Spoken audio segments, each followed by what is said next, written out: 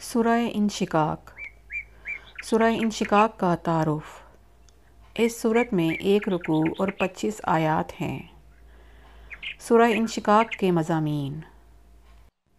اس صورت کی ابتدا میں قیامت قائم ہوتے وقت کائنات میں ہونے والی بعض تبدیلیاں بیان کی گئیں۔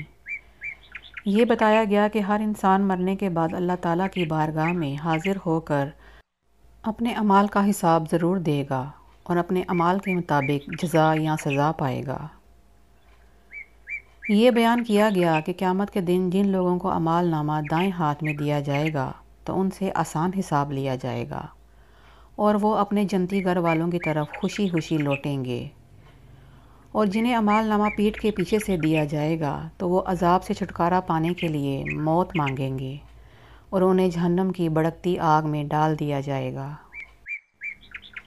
شفق، رات اور چاند کی قسم ذکر کر کے فرمایا گیا کہ قیامت کے دن مشرکین ہولناک امور اور مشکل ترین احوال کا سامنا کریں گے۔